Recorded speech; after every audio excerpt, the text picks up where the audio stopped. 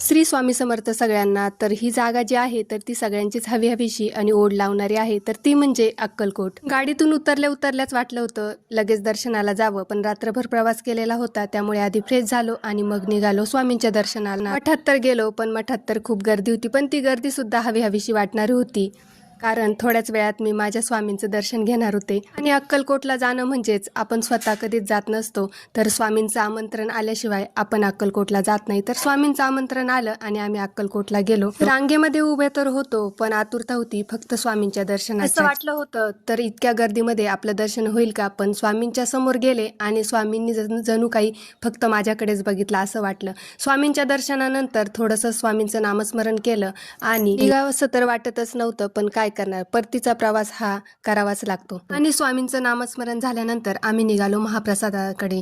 महाप्रसाद म्हणजे हा जणू काही अमृतच आहे बरं का. तर चला, सगळ्यांना श्री स्वामी समर्थ.